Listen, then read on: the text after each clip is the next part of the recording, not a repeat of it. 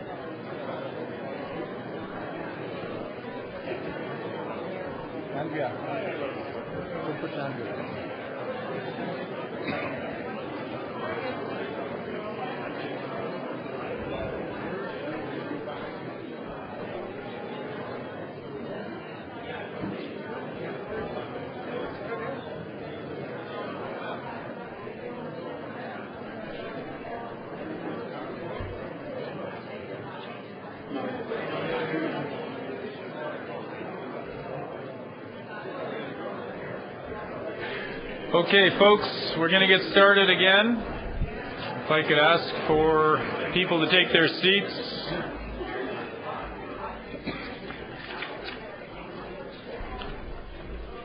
This looks like...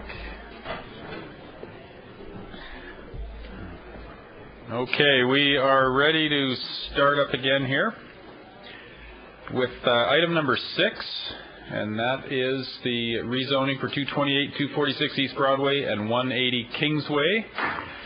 And before I ask the clerk to read the application summary of correspondence received, I just wanted to clarify we have an update from the clerk that council can start at 6 p.m. tomorrow evening, reconvene on this item, because there's no doubt with 180 odd speakers that we're not going to finish tonight.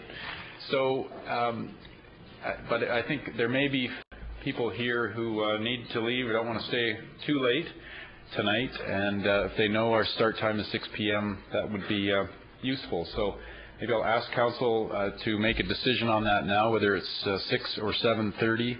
And anyone who's tuned in or here knows when we start tomorrow evening. Councillor Louie, you're on the queue. I'll move that we start 6 p.m. tomorrow evening. At 6 p.m. You know what? I'll just start an amendment queue in case there's any debate on this. Any councillors wish to debate the 6 p.m. start tomorrow night? Okay. I'll call the question. All those in favor of 6 p.m. start time tomorrow night to continue on this item as needed? And any opposed? And that carries. Okay, so we have clarified 6 p.m. start tomorrow night.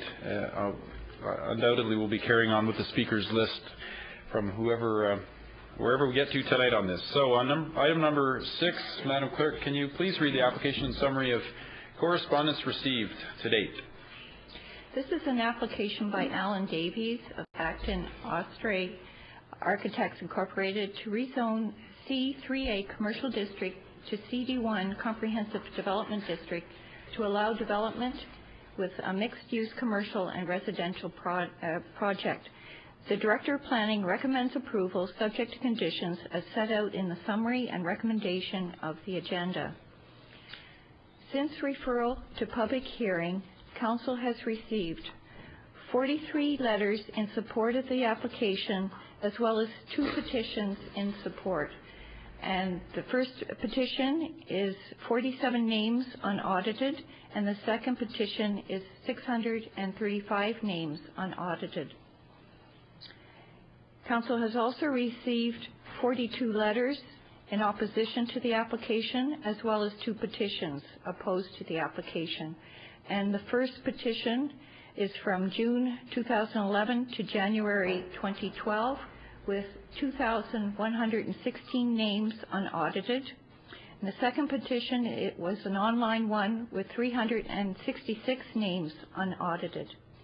These numbers represent correspondence received by the City Clerk's office up to 5 p.m. today. Oh, and I should add, there's also 6 letters received that provided other comments and documents. Okay, thank you very much, Madam Clerk, and we'll ask staff to explain the application to us before we get to the first set of questions. Thank you, Mr. Mayor and Council. My name is Kent Monroe, Assistant Director of Planning. I just wanted to make a couple of brief introductory comments to the staff presentation tonight, and also to let you know that this has been a long process in terms of the community planning work and then the application and the review, upwards of 4 years in the process, in which we've talked to many hundreds, if not thousands, of people in the community. So I would beg your indulgence tonight. We do have a thorough staff presentation to answer a number of questions. The staff team tonight is Yardley McNeil, who will lead the presentation, followed by Peter Birch, who will discuss and talk about the matters of the community plan process that we went through ahead of this application, and Scott Hine, who will talk about the form of development. I'd also just like to point out that there are a number of senior management and staff from various departments that are here tonight. So we have Mr. Dobrevoni from engineering, we have Mr. Neuwirth from cultural services, we have Mr. Flanagan from real estate services, as well as myself. And I guess I would suggest if there's questions for those particular individuals, it would sure be great if we got some of those going tonight. So I'll turn it over to Yardley to get the presentation started. Good evening, Council. The project before you is to rezone the site from the existing C3A zoning to the CD1 Comprehensive District to permit a mixed-use development containing market residential units and commercial retail uses. The site is located in what is described as the Hilltown area of Mount Pleasant at the nexus of two major transportation routes along Broadway and Kingsway. The surrounding community contains a mix of uses contained within low to mid-rise buildings to the north, south, and west, and Kingsgate Mall directly to the east. The proposal is to develop a two-story commercial podium with a series of buildings above containing 241 strata-titled dwelling units. The residential buildings range in height from 79 feet along Watson Street to 118 feet on Broadway and a tower of 215 feet at the intersection of 10th Avenue and Kingsway. The podium level will be developed as a green roof with urban agriculture and landscaping for the use of the occupants of the building. When the original rezoning application was submitted, it contained a cultural amenity of approximately 9,200 square feet of artist production space on 2 floors facing 10th Avenue and 62 market rental units to be secured through the city's STIR program. It was decided early on to retain the value of the cultural amenity as is. However, the project evolved over time and was reduced in height and density. Given this, the economics of the project resulted in the reduction of STIR units from 62 down to 15. As well, through the evaluation of the project, staff determined that the cultural amenity and the value of the STIR units would better serve the community if these were provided off-site as a cash community amenity contribution. As such, the area of the artist production space was converted to commercial retail area and uses and counted back into the floor area calculations. And the area attributed to rental STIR units was converted to market residential units. While the conversion to commercial uses increased the amount of FSR, it did not alter the massing or form of development. The CAC contribution was adjusted accordingly and will be discussed at greater length later in the presentation. The policy framework to support the application stems from the Mount Pleasant Community Plan. The plan makes specific reference to various sites within the area where rezoning proposals are encouraged. It's important to note that a significant goal of the plan is to maintain the existing character in the area, while permitting a select series of sites to redevelop through the rezoning process. And Council, you'll hear more on this later in the presentation. The plan specifically mentions this site as one of 3 larger sites, strategically located within the area where higher densities and greater building heights should be considered. The plan does not, however, describe a maximum height or density for this site, but instead relays a set of goals to achieve a balance between higher densities, public benefits, site improvements, and urban design objectives for the community. The image above was taken from page 24 of the plan, showing a hypothetical development, including a tower, on the subject site. The subject property is the block just south of the triangular lot in the right-hand corner of the slide. A series of hypothetical developments have been included as context and are either permitted under the prevailing existing C3A zoning or as future rezonings encouraged through the plan. Again, Council, you'll hear more on the plan and where rezonings are encouraged later in the presentation. Staff have endeavored to make the rezoning process as engaging and comprehensive as possible. The rezoning application, including the architectural drawings, were posted to the city's website and public feedback was encouraged. As the project has evolved, the website has been updated accordingly. In addition, the City conducted 3 public information meetings, and over 4,200 surrounding property owners were notified for each of the meetings. In March of 2011, a workshop was conducted and approximately 200 people attended. Staff received feedback showing 83% in opposition and 8% in favor of the proposal. Key concerns were building height and density. As a response to the neighbors' concerns, the developer amended their application. At the April 2011 open house, over 200 people attended, and the City received feedback showing 62% in opposition to the project and 27% in support. Again, the issue was building height and density, and the applicant adjusted their proposal. Council, you'll hear more about how the project has evolved over time through the urban design presentation to follow. At the January 2012 open house, over 170 people attended, and staff received feedback showing 80% in opposition and 16% in favor of the proposal. In addition, up to the completion of the council report, staff received over 425 comments in the forms of emails, letters, online forms, and petitions. Of these, 48% were opposed and 51% were in support. As well, following completion of the council report, but prior to referral on January 31st, an additional 92 comments were received, showing 59% in opposition and 40% in favor of the project. When seen in relationship to each other, the comments received as part of a staff advertised public meeting show a consistently high level of opposition to the project. However, the comments that have come in as a general public feedback over the course of the rezoning process show a closer relationship between opposition and support. Council, what this shows is a committed neighbourhood who gave a considerable amount of time over several years attending the public meetings and considering the application. Staff heard from many long-standing residents in the area and are all keenly interested in how the area redevelops and concerned about the future of Mount Pleasant. Those in opposition to the proposal see the fragile nature of the existing lower-scale building fabric eroded through redevelopment, and those in support of the project see redevelopment as the key to sustaining a viable community. The public feedback had a strong theme in 5 key areas, and staff heard consistent concern over the compatibility with the Mount Pleasant Community Plan, density and building heights, traffic impacts and the use of Watson Street, the lack of affordability for existing residential and commercial tenants, and the public benefits offered through the rezoning. With respect to compatibility with the Mount Pleasant Plan and including building heights, as described earlier, the plan intended this site to contain higher building forms and densities. Staff have considered the plan and determined that this application on balance meets the objectives of the plan. Council, you'll hear more about how the project complies specifically with the plan and the urban design objectives within the plan later in the staff presentation. With respect to traffic impacts, there are multiple access points to the site from the surrounding road network, and several road and traffic improvements will be achievable through this rezoning. To facilitate greater traffic flow, a new left turn bay will be installed on Kingsway so traffic can turn onto westbound Broadway, a movement that is currently prohibited.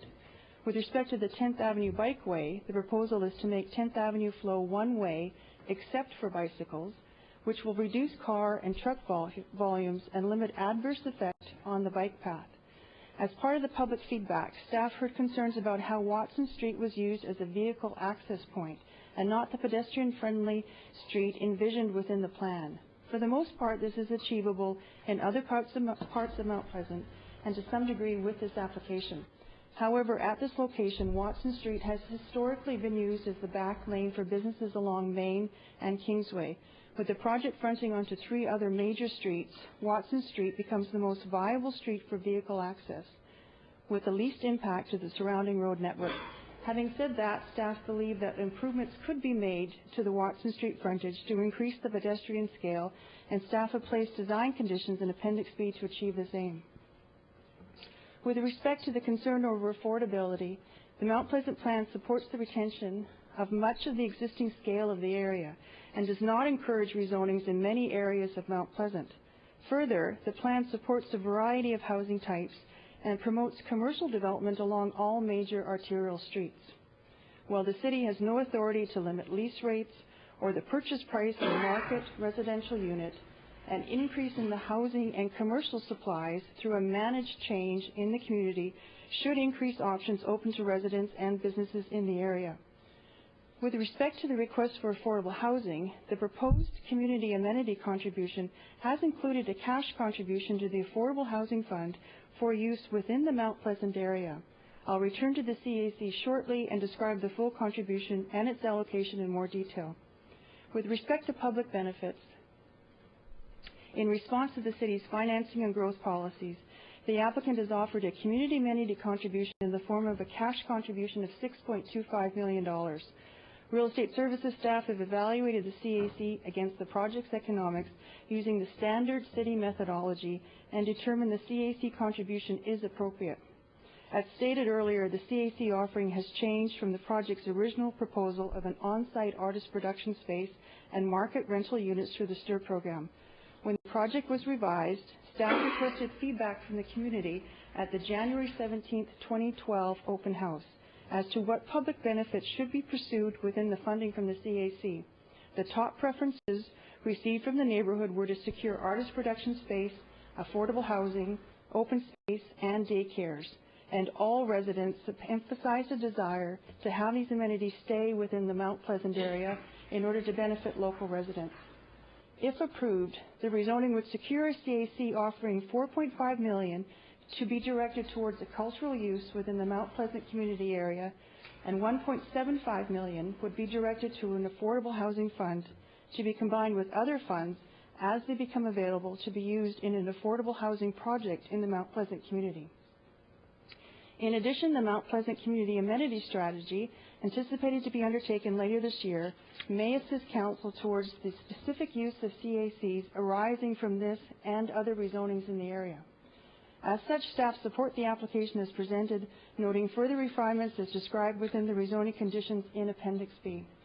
We would now like to proceed with a short presentation by Peter Birch on the Mount Pleasant Plan, followed by a presentation on the urban design considerations by Scott Hines.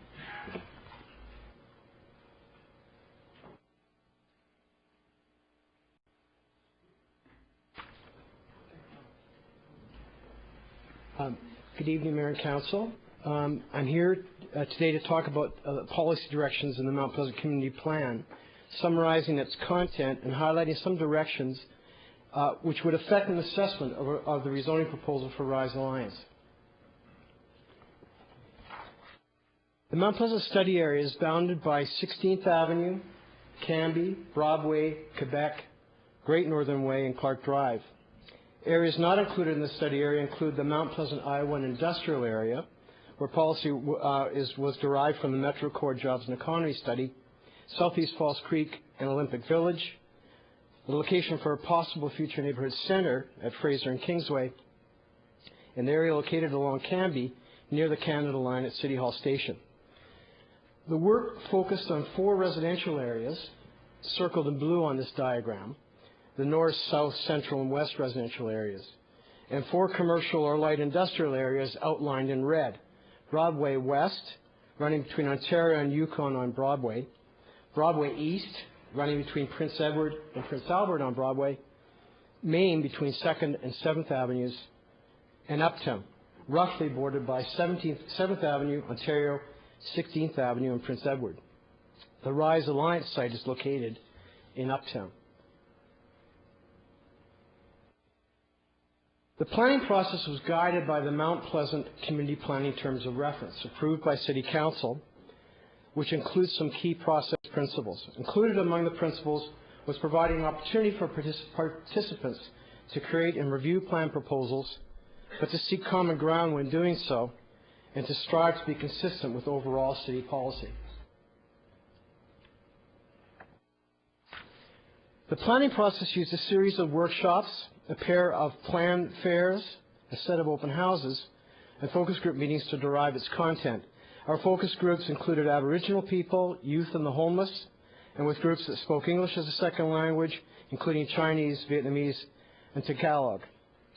Ideas generated at the plan fairs, workshops, and focus group meetings, with a total of roughly 2,100 participants, formed the basis of plan directions which were brought forward at community-wide open houses.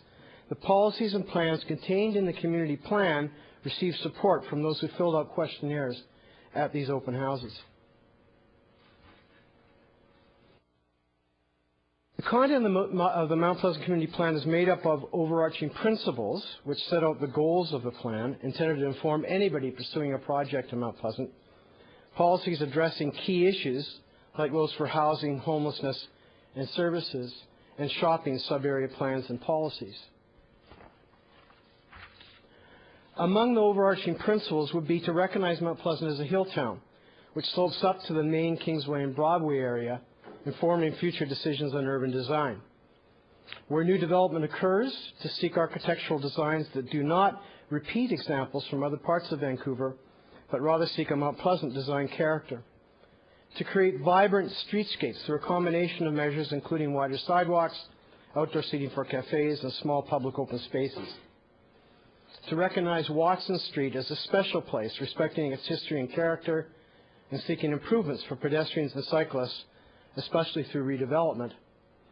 And to find creative ways to provide green space, including adding vertical gardens, linear parks, pocket parks, and as an outcome, a redevelopment of any large site. To create laneways, with cultural and commercial uses being located off of commercial lanes. In general, to prefer lower scale buildings over high-rise development, but consider high-rise in some specific locations, such as on large sites, like the Kingsgate Mall, the IGA site, and the Rise Alliance site. And to consider additional height and density in these select locations for purposes of better site development, that is, for example, open space, less paving, better connections to the street, and important public benefits, like heritage retention, cultural amenities, affordable housing, childcare, green space, contingent on further urban design analysis, including issues around shadowing, view impacts, and the look and feel of the area. The plan also identified more specific policies to address key issues, largely requiring a city response. Additional housing opportunities should be investigated, seeking to house Mount Pleasant's diverse population. Mount Pleasant should continue to house homeless people with a provision of needed services and a view to best practices for integration. Services should be distributed in a fair manner across the neighborhood and the city as a whole. The design of new housing could be improved with greater innovation and variety, and parking relaxation should be investigated as a means to lower housing costs. Support was also given for extending rapid transit out to UBC and the streetcar system up Main Street, finding new ways to promote Mount Pleasant's heritage, including upgrading the city's heritage register, and culture, seeking to answer the question of how can we support the large population of artists who live and or work in Mount Pleasant. With respect to Uptown, one of Mount Pleasant's shopping sub-areas, it was recognized as the heart of Mount Pleasant, with lots of attention paid to future development. The first principle is to retain Main Street's existing scale and character. A key piece of the logic binding the plan together is the notion of creating a cultural district north of Broadway at Main, retaining existing cultural spaces like the Go Ballet building and creating additional cultural spaces. The cultural district will be better linked to the south across Broadway through changes brought about by the future extension of rapid transit to UBC, including the provision of a station at Broadway and Main. New development will be encouraged south of Broadway along Kingsway, including on the Rise Alliance site. New development should lead to the creation of more housing, more units close to a future transit station, the prospect of site improvements, including more open space, improvements to the existing built form, more customers for local businesses, plus contributions to public benefits like support for the cultural district north of Broadway.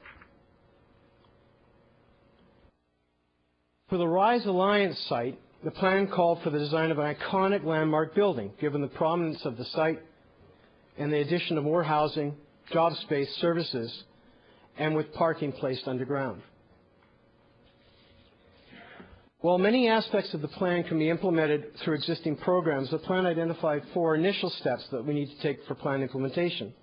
a revitalization strategy for Broadway East in recognition of the need for additional housing services and area amenity, a public benefits strategy to identify the capital costs and potential revenue for new public amenities and facilities requested in the community plan, a public realm plan addressing issues of connectivity across Mount Pleasant, street vibrancy, provision and design of public spaces, and sustainability, and an investigation of approaches to public engagement to improve civic decision-making, addressing issues of representativeness, diversity, trust, and creativity in neighborhood decision-making. The Planning Department is currently working with residents, business people, and property owners to create a Mount Pleasant Implementation Committee, whose purpose would be to advise staff during the course of implementing the community plan.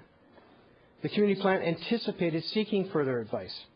Some questions remaining to be answered, particularly on height. The plan endorsed consideration of high buildings on some sites with a set of conditions that the project and the deliberative process must meet. The context for the development proposal is defined by both the local neighborhood and by the future neighborhood as set out by the community plan. This is the situation for considering the application which has come before you today. I'll now turn the mic over to Scott Hine, who will speak about the urban design considerations for the proposal.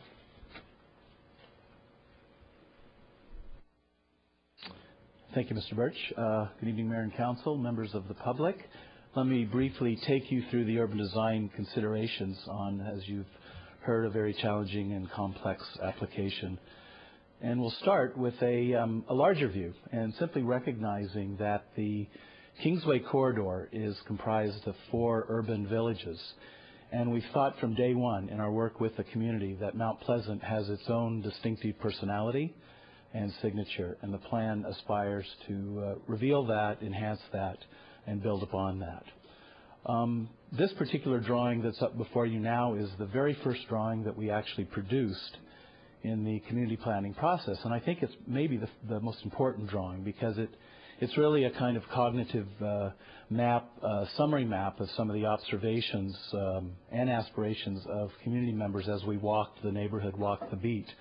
And we began to see things like the historic streetcar common near the IGA site as an idea to bring back into the community. Certainly the lanes, certainly Watson Street, but most importantly the idea of a heart in the middle that's anchored by the smaller heritage triangle immediately north of the Rise Alliance site. And appreciating, as you see the small sort of blue box there, that's in anticipation of transit development in the Broadway corridor and what that actually brings to the heart of Mount Pleasant. As we do in our community planning processes, we continue to refine and iterate with the community. And so this is a second drawing which begins to show more clarity about the heart, some of the features, some of the connectivity, but as well the candidate sites and the strategic sites that need to do more heavy lifting than others. We'll note that a lot of the sites are remaining under prevailing zoning, meaning that the darker red sites, particularly in the Kingsway corridor, need to do more, and Rise Alliance being one of those. This is the actual plan that's in the policy itself, with the highlighted dark green sites being those particular sites that we want to rely on more, and then the lighter green sites as somewhat companion, secondary, complementary sites which may still be considered for rezoning under the plan. Let's go to the heart itself, and this is a drawing that was prepared by staff to begin to look at more specifically with the Rise site with the yellow star. But in addition to that, where the transit opportunity might be integrated, as well the Kingsgate Mall site, and as you see here, the possibility of a local transit-oriented plaza immediately to the north and west, where there's now a parking lot. The plan itself calls for the precious heritage buildings immediately north of this site to remain essentially undeveloped. We can appreciate that this is a tough site to provide access to parking, as well as, given its shape, to do underground parking. So the idea is that with the 2 Art Deco buildings fronting Broadway and the important presently coffee house at the apex of the site, that this essentially remains in situ. The sites in green, including the Rise site, then become important sites for rezoning consideration, again focused on the Kingsway corridor. And to also note that plan implementation is actually underway. This particular site immediately north and west of Broadway is anchoring the cultural precinct. This is a site that was recently approved by the Development Permit Board under C3A zoning. And in fact, without having to access community amenity contributions and through the fine advocacy of the Mount Pleasant community, we were able to secure artist production space essentially at no cost to the project. So let's take just a few moments and look at the edges of the site. And again, this is part of the design challenge and complexity, given that we have 4 or 5 very different kinds of edges and arterials. Of course, Broadway, anticipating substantive transit investment, hopefully in the near term, and the opportunity to integrate transit movement, access, station house, and platform with the parking lot that's at the corner of Broadway and Main. Kingsway itself being an historic ceremonial street and of a larger prevailing scale and context as it moves diagonally through Mount Pleasant. Main Street remaining a very precious street in terms of its scale, its frontage, its kind of locally serving tenancy. 10th Avenue, again, part of the complexity here is that it is a bikeway, yet it must take a fair bit of the access given the other 3 arterials that bound the site. And then finally, Watson, as specifically mentioned in the plan itself, very locally serving, very important. A lot of design effort required to essentially tame Watson Street, given that all of the access for the project must come off Watson. And the public realm plan work, should the project advance, will go a long way at the detail level to working through Watson and the frontage so that we have an active face onto Watson. So again, as mentioned, page 24 of the plan, noting the particular site. And as mentioned, this would be the tallest building. Just to clarify there, this sets the height of the tallest building on Mount Pleasant, after which all other sites, even the strategic sites, including the mall site, become transitional in their scale in a downward way. This in the plan begins to show in light blue the candidate sites where we could see rezoning opportunity in the context of the Rise site. And then let's look briefly at the inquiry and application history. So, and this may be new information for some of the residents in the room, but this process actually started at 340 feet and 7.5 FSR. And we, for obvious reasons, were very anxious about that. And to say we were immediately dismissive of that height. We felt, given that the plan itself hadn't been consummated with council, that it was much too aggressive and ambitious. And so we began to see some iteration with the proponents. The height began to come down through workshop, 279 feet, 246 feet, 215 feet at the moment of plan adoption. And as we see, the FSRs begin to come down as well from 7.5 down to the 5.55 as before you tonight. So let's just look at that inquiry history and understand in the Kingsway context, again, where we see larger scale buildings anticipated, prevailing zoning being C3A, which allows 3 FSR, what this actually begins to look like at build out. So here is essentially the somewhat underdeveloped existing conditions with sites fronting Kingsway, a series of recently approved projects, 3 of which are in excess of 100 feet, all at 3.0 FSR, and we can, these were relatively straightforward approvals at 3 FSR with the Development Permit Board. Should the Kingsway corridor develop out under prevailing zoning at C3A, we see the form suggested here in light blue, supported by the plan to have somewhat higher buildings and building upon emerging new context with taller buildings in this part of Kingsway. We could anticipate the 3 or 4 buildings in light blue as you see there. That's the initial inquiry. 340 feet, 7.5 FSR. Again, immediately anxious about that, and we asked proponents to go back to the drawing board. The project came down at application to 246 and 6.37. We took this to the urban design panel, who unanimously supported this. In fact, 2 of the panel members suggested that the project go up to 28 stories. We were not in agreement with that. It's very rare that staff is in disagreement with the urban design panel, but in this case, particularly given the emerging aspirations of the Mount Pleasant plan, we were very, very anxious, and we asked proponents to go back again to the drawing board. And so with that and some significant consultation in the community, series of workshops, we see what's before you today at 215 feet and 5.55. And again, noting that this would be the tallest building built in Mount Pleasant. This is a 100-year-plus building. Perhaps the architects can speak to that. But we anticipate no building taller under the auspices of the plan. And here we see prevailing zoning in the intervening blue sites at 3.0 with the possibility of some increase through a rezoning process as denoted in green. With respect to views, public views particularly, the origin for the view cone, which is really half a view cone north of the site, is not in play. With respect to private views, we do anticipate view blockage under the Mount Pleasant plan, given these particular strategic sites that need to do somewhat of the some of the heavy lifting in terms of intensification. With respect to shadowing, this is really an important consideration for us, because the form of development is essentially driven by the shadowing impacts that are portrayed here. So I'll flip through the 10 a.m. This is September 21, and that's noon, and then of course in the afternoon at 2.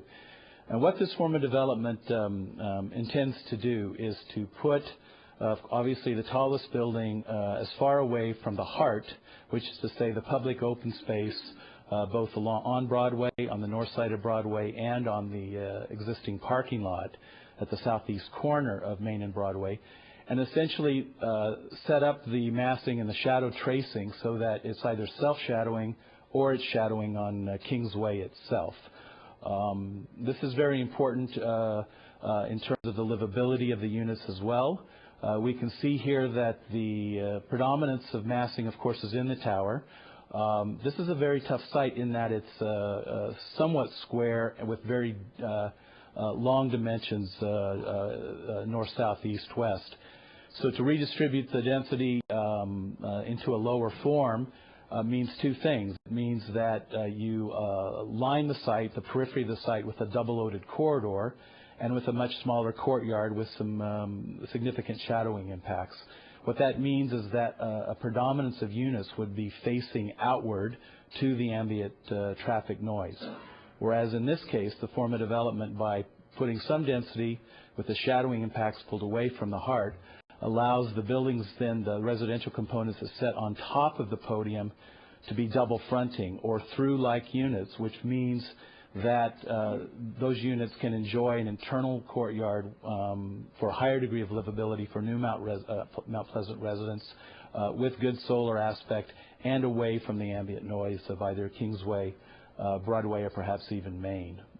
So important consideration in terms of the distribution of density in this case, and wanting to make absolutely sure that we don't shadow either the parking lot or the north side of Broadway. And we've pulled back, or we're asking for that shadow to be pulled back on the north side of Broadway through design development conditions. And just one other footnote, the plan actually calls for a small triangular open space on the Kings Gate Mall site. Through more technical work and understanding where a potential transit platform might be, we're now aware that that platform would be to the west side of Kingsway, which means we wouldn't be able to necessarily bring vertical circulation up to the mall site itself. So we will most likely not see an open space on that Flatiron corner there. We would see a building essentially go to the corner. We did a lot of work with the proponents on from the initial design concept to now what is before you, and certainly should this move forward to the development permit stage, more work to be done. But essentially we were very, very anxious about a more singular, I'll say homogeneous, almost large format looking podium, out of scale, particularly with the Main Street context, but in the Mount Pleasant context generally. And so as you see on the right here, we've done a lot of work, particularly through the fall months, last fall, to break down the podium into a series of more finite, distinctive components so that it starts to read as a series of articulated buildings forming the podium, differentiated by vertical circulation, transparent vertical circulation, so that we see human activity, and essentially for this to begin to read with much smaller frontages and scale. Again, more work to be done if this were to move forward. With respect to character and expression, I think obviously a recognition that Mount Pleasant again has its special signature and special identity, and there's some early work that's been done in observing that and then beginning to think about how that might translate into the building itself. We're confident with these design professionals and with Rise Alliance in the understanding of the performer work that's been done that there will be sufficient monies associated with the building envelope to get a well-crafted, high-quality building that is reflective of Mount Pleasant character, vitality, color. And again, should the project move forward, there's a lot of detailed work to be done, particularly on building expression at the development permit stage. So just to close again, as mentioned, the affordable housing as one of the potential benefits, along with cultural facilities. And we see here from the plan itself the possibility, aspiration for a public open space where there's an existing parking lot. And then to appreciate that it's staff's really duty in doing the analysis and providing our advice to you to take the long view. We see in 1922 the Lee Building then and today. And as mentioned, this is really a 100-year decision that is before you and is very clear in the plan. Should this project be approved, it would be the tallest building in Mount Pleasant 100 years from now. So given the transportation-oriented proximity and aspirations for a compact city under greenest city, we were recommending approval. With that, I'll give it back to Ms. McNeil to close. Thank you.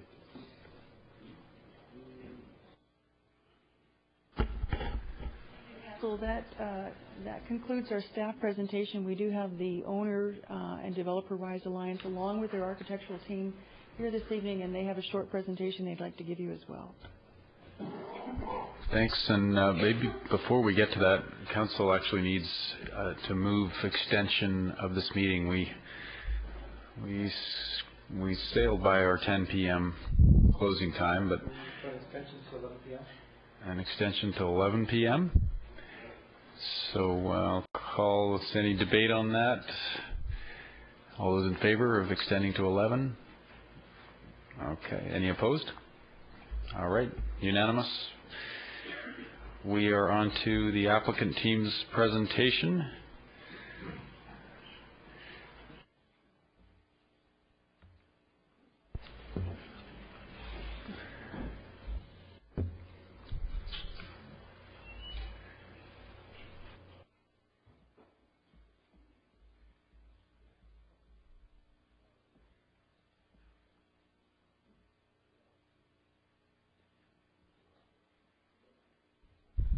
Good evening, Mr. Mayor, Council.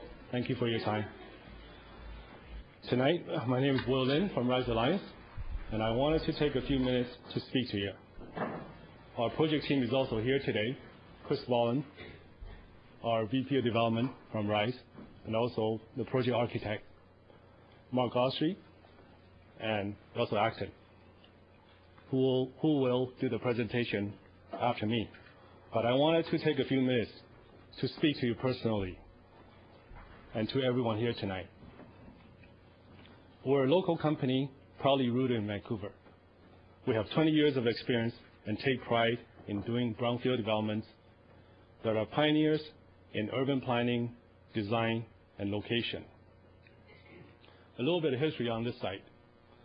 In 2004, going back to 8 years now, we bought the first portion of this site with the belief that Mount Pleasant, only minutes from downtown Vancouver, will become a critical area to accommodate Vancouver's growth. Over the past few years, we bought 4 parcels to finally assemble the whole city block. Yes, given the challenges of major rezoning applications, we could have proposed a project under the current C3A zoning, but the public benefit package that we have here today in this proposal would then not exist. This site being one of the only 3 sites that can contribute a significant public benefit to Mount Pleasant, it is an opportunity that we should not miss.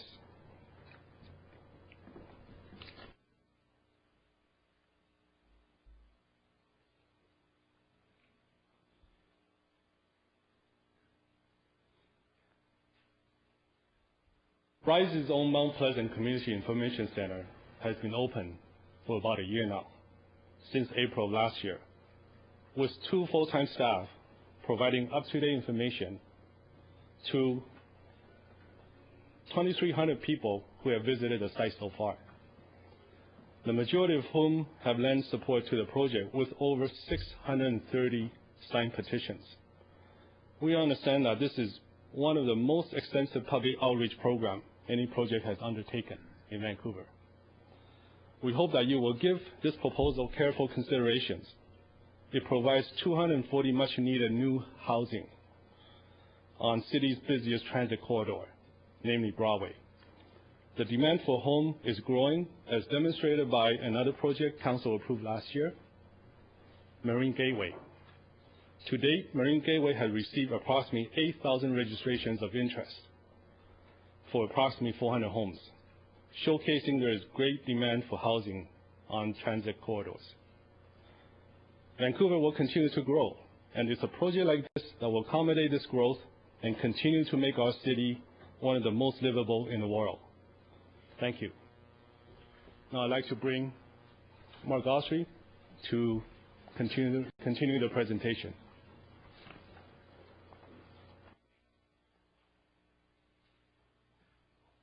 Good evening, Mayor and Council. My name is Mark Austrie. I'm here with Russell Acton and Alan Davies, and we're from Acton Austrie Architects, and our practice is in Mount Pleasant. Also with us are Ismael Santos Bro from Recollective, our Green Building and Sustainable Community Consultant, and Paul Dorby from Bunt Engineering, our Transportation Planning Engineer.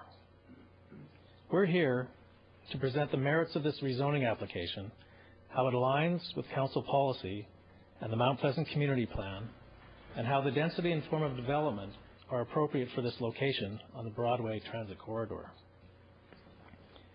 But first, a bit of background on the process. RISE purchased the site, as mentioned, 3 years before the start of the Mount Pleasant Community Planning process, which began in 2007. In the latter part of 2008, following the advice of the city's planning department, RISE chose to delay a rezoning application and participate in the community planning process. Around 2 years after the planning process began, and after attending several community planning workshops, a rezoning inquiry was submitted in early 2009, and massing options were presented and discussed at community planning workshops. In 2010, the Planning Department presented a final draft of the Mount Pleasant Community Plan to the City of Vancouver's Urban Design Panel. This was followed by a workshop with RISE and the Urban Design Panel to consider the density, height, and form of development for the RISE site in the context of the community plan. In July 2010, a rezoning application was submitted, and in November 2010, the community plan was approved by Council. In 2011, the city hosted a community workshop, followed by a public open house. Feedback was considered by the city, and the rezoning was changed 2 times following consultation with city planning and engineering staff. Last month, the submission was revised a 3rd time before another public open house, bringing us to today. 40,000 people move to Metro Vancouver every year. Metro Vancouver will need to house 1 million more people over the next 25 years. To address this growth, the Livable Region Strategic Plan has 4 main strategies: to protect the green zone, build complete communities, achieve a compact metropolitan region, and increase transportation choice. This rezoning supports the 6 key principles for transit-oriented communities, including design, diversity, and density in the appropriate place to support future public and rapid transit. And TransLink has expressed their support for this type of densification on Broadway. Dense cities are scalable. Sprawling suburbs are not.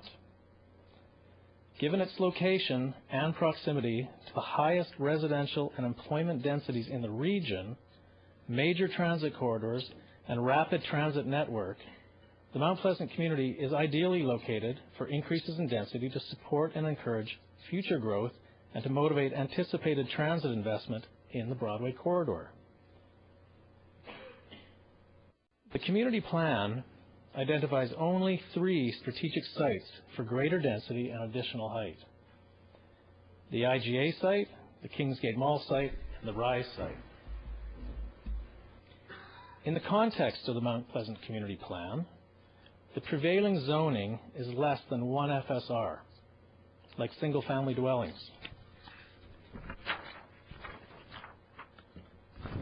On the major transit corridors, the FSR ranges between 1 and 3, with multifamily above and shops and services below. The urban design strategy of the Mount Pleasant Community Plan serves to preserve these mostly low and medium densities. The 3 large sites are the only sites strategically chosen in the community plan for consideration of greater density and additional height.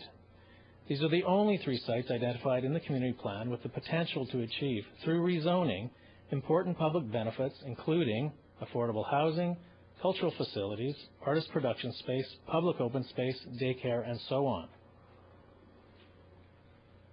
The Mount Pleasant Community Plan states, encourage new development of the Rise site, add more housing, expand job space for retail and office, animate the block with commercial uses. Locate massing furthest away from the Main and Broadway intersection. Distribute the height and bulk in relation to the character of adjacent streets. More height along Broadway, reduced height on 10th, larger scale on Kingsway. You've seen this slide before. This sketch is from page 24 of the Mount Pleasant Community Plan. Note the sites along Kingsway show building forms that could conceivably be developed, including the Rise site at Broadway and Kingsway. This drawing is from the rezoning proposal. The form of development aligns with the community plan, with the highest massing located on Kingsway, away from Broadway and Main.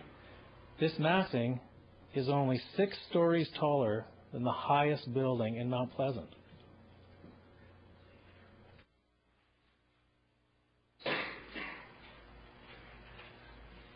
"100 years ago, who could have imagined what this city would look like today? In 10 years, the population doubled, and with it came big change.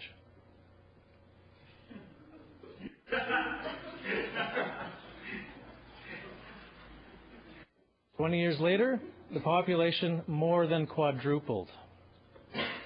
By 1931, in 40 years, the population grew 18-fold, and the change was extensive. Vancouver has undergone significant changes over the past 100 years and will experience even more dramatic changes over the next 100 years. By 2050, that's in less than 40 years, Vancouver's population is expected to double.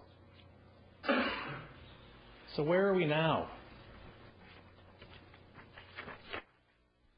To put this in perspective, 100 years ago, the Sun Tower was the tallest building in the British Empire at 276 feet, with a density around 8 FSR.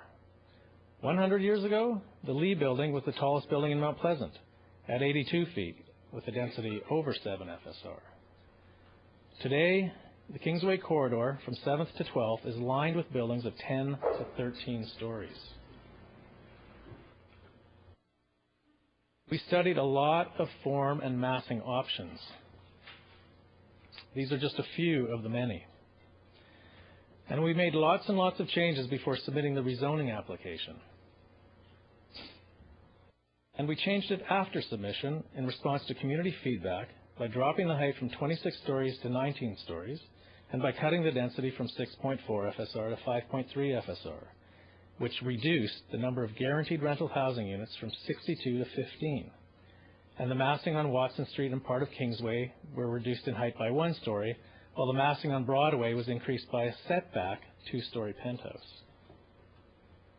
And we refined it further to further align with the community plan following detailed consultation with city staff by modifying the form of development to delineate a number of distinct, smaller scale building forms relating to the adjacent contexts. And we want to emphasize, we are only at the rezoning stage, with a great deal of design still to follow. With approval of this project, we will move forward to develop the design and architectural character in consultation with the community and the city to ensure that it will reflect the unique, vibrant character and rich vernacular of Mount Pleasant through art, craft, industrious creativity, diversity, animation, and variation. These are the hallmarks of Mount Pleasant that will contribute to the making of a landmark. We would like to leave you with these thoughts. There's a great deal of difference between the character of Main Street and the character of Kingsway. Main Street is the historic street with heritage buildings such as the Lee Building, the Heritage Hall, the Winona, and Belvedere Court. And the built form of Main Street is low and medium-rise building heights. Kingsway defines its character through contemporary mid- and high-rise buildings such as the Mount Pleasant Community Center, Uno, and Stella. The urban design strategy of the community plan preserves the heritage character of the buildings that mark Main Street and the surrounding low-density neighborhood. This mixed-use project will contribute to the vitality and street life of Mount Pleasant with wider sidewalks, space for outdoor merchant displays, enhancements to the 10th Avenue Bikeway, small-scale retail on Broadway and shops on Watson Street, a cafe that wraps the corner of 10th and Kingsway, residential entries on 10th Avenue on Watson Street across from a potential transit plaza, large communal roof gardens with urban agriculture, composting, and children's play areas. The project will incorporate sustainable design, green roofs, stormwater management, optimized water and energy performance, recycled waste heat, individual energy consumption metering for residents, plug-ins for bikes, electric vehicle charging infrastructure, shared vehicle provisions, integration of public art by local artists, and a significant community amenity contribution of $6.25 million to achieve important public benefits to serve the Mount Pleasant community, including affordable housing and cultural facilities. This rezoning application meets the intent of council policy, the Livable Region Strategic Plan, Greenest City, Transit-Oriented Communities, and the Mount Pleasant Community Plan. The density and form of development are appropriate for this location. We look forward to working with staff to meet or exceed all of the conditions recommended in this report. We would like to thank staff for their thorough analysis of the rezoning application. We would also like to give particular thanks to Peter Birch and Scott Hine of the Planning Department, who were intimately involved in the preparation and development of the Mount Pleasant Community Plan, and who both provided guidance through the community consultation and rezoning process. And we would like to thank Alison Higginson and Yardley McNeil, rezoning planners, for facilitating and managing the process with such a high level of professionalism. Mayor and Council, we all have the opportunity and responsibility to build on Vancouver's success as one of the most livable cities in the world for current and future generations. Thank you. Now, we will be here for the duration of this event, this public hearing, and are available to answer questions and provide clarifications. But first, my partner Russell Acton has something to say, something to add.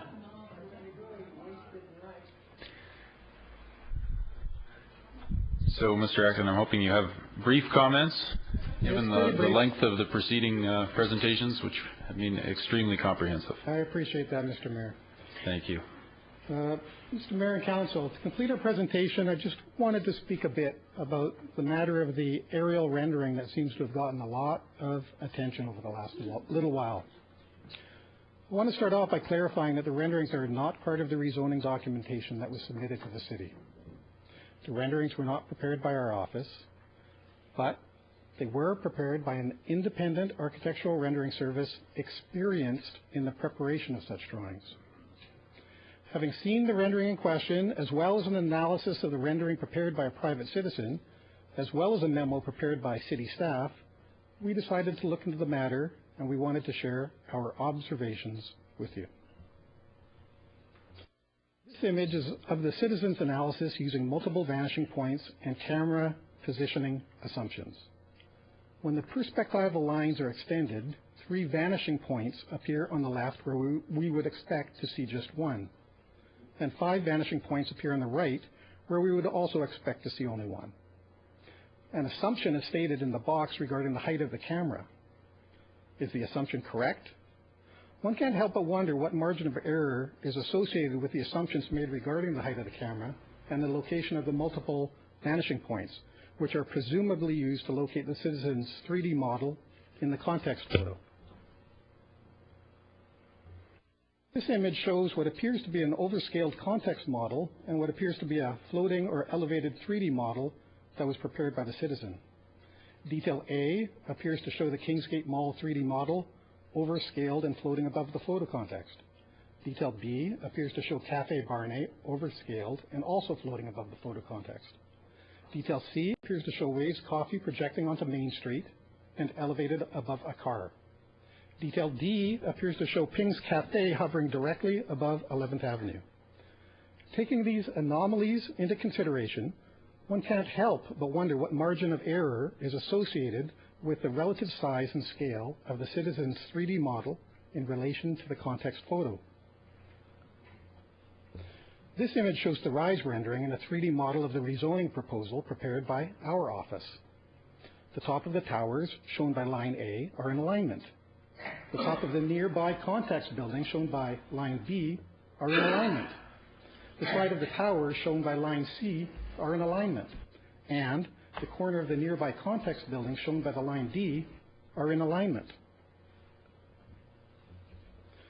This image is of the citizen's 3D model in the same model used in the previous slide. The top of the towers and Broadway massing, shown by lines A and B, are in alignment. The top of the nearby context building, shown by lines C and D, are in alignment. However, the bottom of the tower at points E and F do not align. The 3D model appears to be elevated in relation to the context photo. In addition, the 3D model appears to be narrower, as indicated at points G and H. Taking these anomalies into consideration, what margin of error is associated with the relative size and scale of the 3D model in relation to the context photo? These renderings were produced during the same time period by the same renderer. As you can see, depending on the location of the viewpoint, the focal length of the lens, the tilt of the camera, and a variety of other factors, the building looks different in each of the renderings. When viewed from above, the building looks squat. When viewed from below, the building looks tall. This image shows city staff's 3D model placed between the rise rendering on the left and the citizen's 3D model on the right. As you are aware, staff prepared a memo in response to the citizens' analysis. While we were very impressed with the technical content in the report, it appears that the 3D model in the center was depicted using 3-point perspective, while the other 2 depictions utilize 2-point perspective. The city model appears to use a set of vanishing points that differ from that of the context photo. Finally, the model appears to be just a tiny bit too big, as the new proposed sidewalk setbacks don't appear in the photo context. Well, so what does this tell us? Well, it tells us that the making of architectural renderings is a bit more of an art than a science, and a fairly complex one at that. A 2-dimensional representation of a 3-dimensional object will always carry with it some degree of error. Renderings are simply meant to provide an impression. The way we see it, the rise rendering, the citizen's 3D model, and the city's 3D model are all reasonable depictions of the project. It simply depends on how you want to and how you choose to look at it. Thank you. Okay, thank you. Okay, so thanks for all those presentations. I think we've got a lot of information, but our standard practice here is to have a round of questions of staff and the applicant team before we go to start into our speakers list.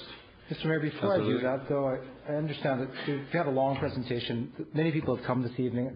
I think it would be fair to hear at least some of the speakers. I'm inclined to extend to midnight and hear at least hear around the speakers.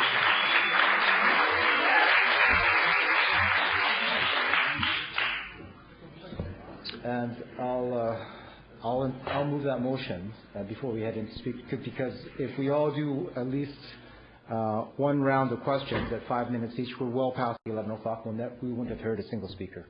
Yeah. There are 5 councillors on the queue for that initial round of questions. So any debate on extending till midnight so we can hear some speakers who are here?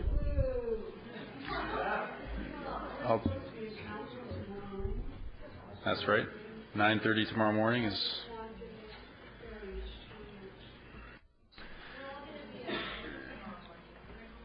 Okay, so I'm going to start an amendment queue here, just to see if...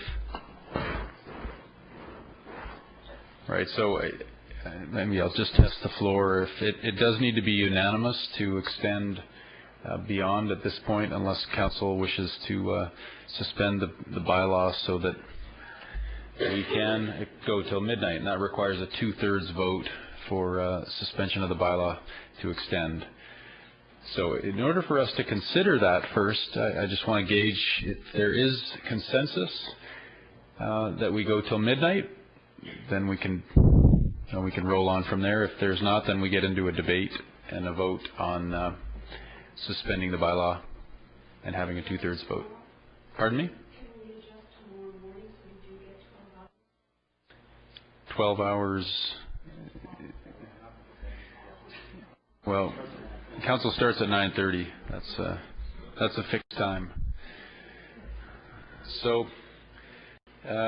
Councillor Carr. It's just a suggestion, Mr. Mayor, that we suspend questioning of staff and the proponents and just move straight into speakers and move to extend this meeting till 11:30. Okay, that's so an extension till 11:30. So we need, first of all, we need unanimity to even consider extending the time. So I'll just ask if there are any speakers, any of the council that does not wish to extend, then we're into a different debate from there. So I would take that as a willingness to extend from Councillor Carr. Councillor Jang? I don't mind extending for a short time. Both Councillor Stevenson and I are getting over a fairly significant head cold, and I'm fading fast, and it would be quite unfair to the speakers if I fell asleep halfway through or wasn't paying attention. But I don't mind going another half an hour at most. And also, I'm not in favor of leaving questions till after some speakers, because I think I have a number of significant questions, I think, that may help inform our speakers. But I need the answer first, direct from the horse's mouth, before I hear citizens' opinions on it. Okay, so I understand that as a willingness. So it sounds like there is a willingness to consider extending. It's now a matter of deciding, is it 11:30, is it 12? Let's go for 11:30. Some good questions. Okay. So I'll test the floor. We willing to extend till Councillor Louis will move extension to 11:30. Some rapid fire questions, and then we'll get to as many speakers as we can off the top. All those in favor? Any opposed? And that carries unanimously. So we have 40 minutes. I'll go back to the main queue. We've got 5 councillors with some questions. Councillor Louis first. Thank you, Mr. Mayor. Just a couple of confirmations of what I heard, and then a clarification of how we arrived where we are today. My understanding is that there was an initial community amenity contribution concept of having stir units, 62, and artist space in addition to that.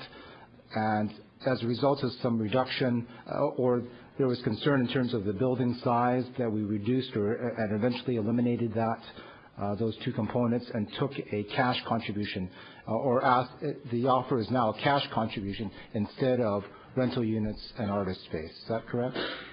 Okay, that's yes. So in regards to the $4.5 million for community artist space and the $1.7 million for the affordable housing, that's to be landed in Mount Pleasant. Is that correct?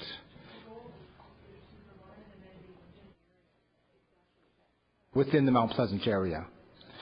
And in regards to the timing, that's up to when an opportunity arises and then ultimately by council's decision. Is that correct?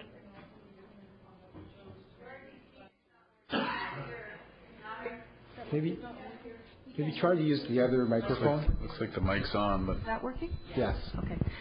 Yes, exactly. It would depend upon what use council supported for the amenity and being able to deliver that. Okay. Just now, I just want some clarification, perhaps from the Director of Real Estate Services, on that calculation that we arrived at, because there's been there was some earlier correspondence in regards to the actual dollar amount of what we'd be receiving, both in terms of affordable housing and the artist space allocation as well. Can you get his mic? Services. Yeah. We've done a number of iterative pro formas on this project as the project has morphed over the public process. It's been a detailed review. It's gone through a rigorous process by Real Estate Services, working in consultation with our quantity surveyor and appraisers. And it essentially is a land residual model that's been used to compute the offering that's been put forward today. The way that model works is we look to the architect's submission and we do a takeoff on that submission to calculate the total gross buildable areas as to what the costs will ultimately be to build this project. The form of development in this project and the iterative reduction in tower height has been a challenge, as has been the computation of the STIR housing and artist studio space, which ultimately was cashed out in favor of council putting those funds to another project in Mount Pleasant for those purposes. With regards to the land residual model that we've used, there's been a lot of questions from concerned citizens and people in the community that we've gotten back to with regards to how that actually works. And, BC Assessment puts numbers out for pre-zoned values for a 3 FSR site, and what we've used in this particular case is a number just over $100 per buildable square foot. So people have been doing their analysis wondering, well, why doesn't the CAC equate to that number? And the answer is it's a very different process as you break the project into its components of costs and revenues. And working with our appraisers in calculating what the cash flow out of the project is, it amounts to essentially the condo revenue that's derived from the project, as well as the capitalized value of the commercial space and the allocations between the two uses. And in this particular project, it's a high ratio of commercial, roughly 83,000 square feet of gross buildable, to the residential component at roughly 214,000 square feet. So when you run the model on this project based on relatively high fixed cost going in and then layering on your soft costs and your cost of financing and marketing, the land lift that is ultimately determined by that model is lower than one might otherwise expect on this project.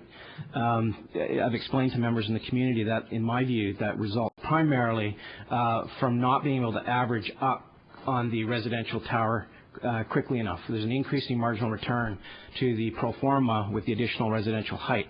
And given the forma development and the expensive podium construction that's been set out, the land residual is approximately $8 million in this project, of which $6.25 million has been offered by the developer. So roughly 79–80% of the land lift is a CAC. So I'll add also that this has been a challenge for the developer and the architect to provide real-time information as we move this forward. And they've been very forthcoming with their information to us, and we agree with those inputs. Thank you. Okay, thanks for that. Councillor Deal? Yeah, thanks very much. Just a little bit more follow-up on the art space issue. Obviously, in the plan, it's very clear that artist space is a high priority in Mount Pleasant. There already are a lot of studios and galleries that are under threat. Perhaps some more information about why this decision was made, and perhaps it would be useful to get some context of some of the other community amenity spaces that were destined to be artist space, and some of the challenges facing those could be articulated by staff.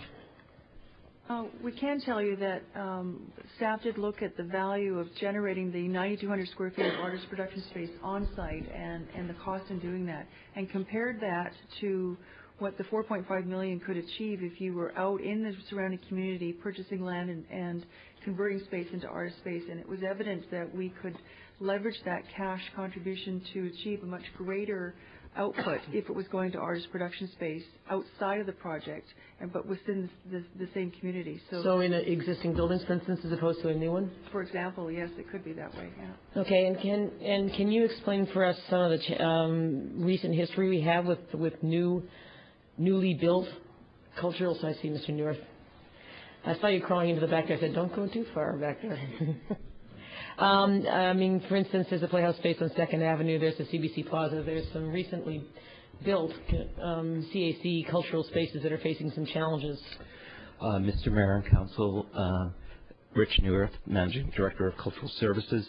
The challenge with some of the existing amenity spaces which we're having trouble tenanting are largely due to the fact that the capital fit-out costs were really not calculated in the original CAC calculation, and so the expectation was that the nonprofit organization would go in there and raise a fair amount of capital to fit out the space.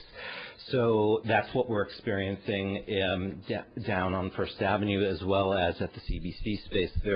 Where there are fairly large capital amounts that need to be raised in order for an organization to move in there.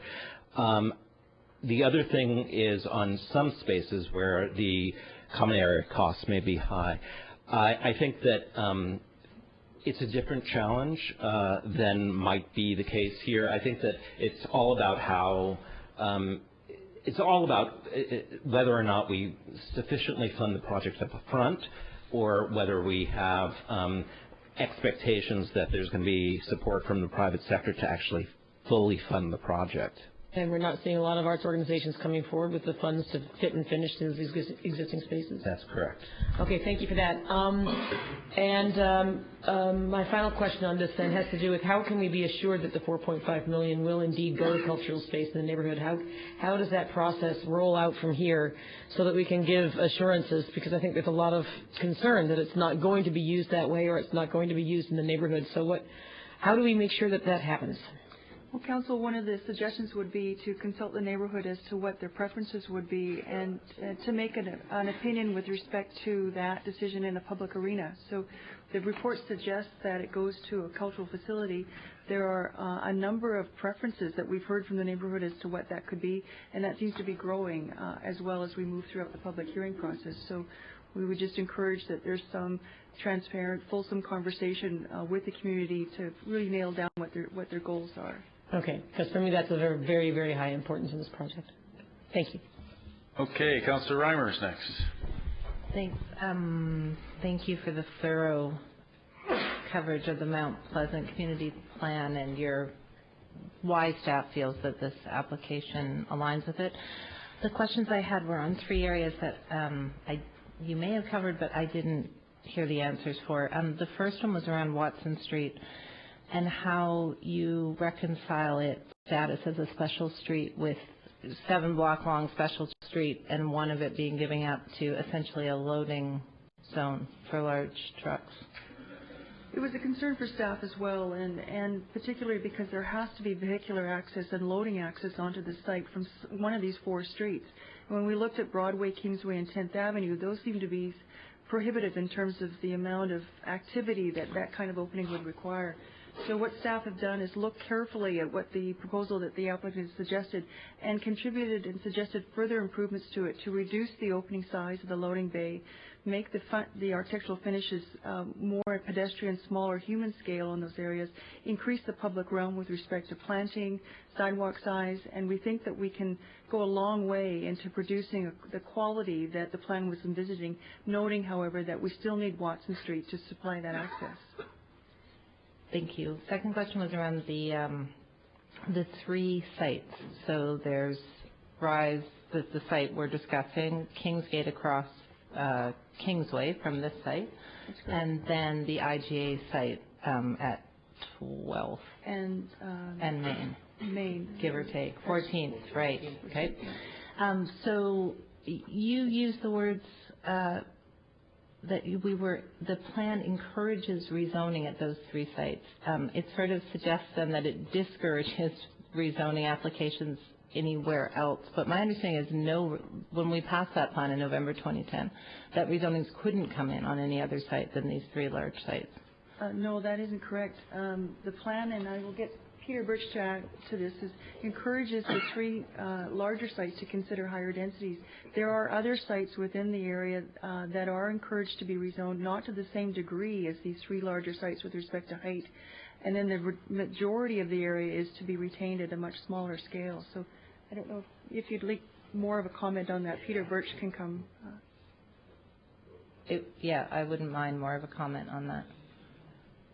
I did very clearly hear you say, and I understood when we passed the plan, that this would be the highest site. The intention of the community and the plan was that this site would be the highest, but I want to understand I do understand the other 2 large sites, but everything beyond that, what the opportunities are there. Right. Well, the plan's focus for change beyond those 3 large sites and the section of Kingsway between Broadway and 12th were on those other commercial areas that I spoke of. So there's Main 2nd to 7th.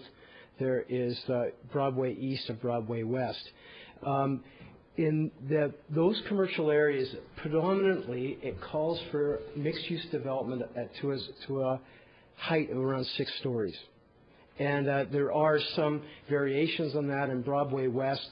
There's some thought that you may be able to achieve up to 8 stories with some criteria, some provision of meeting some criteria. But by and large, that would be where the second level, I guess, of change would take place.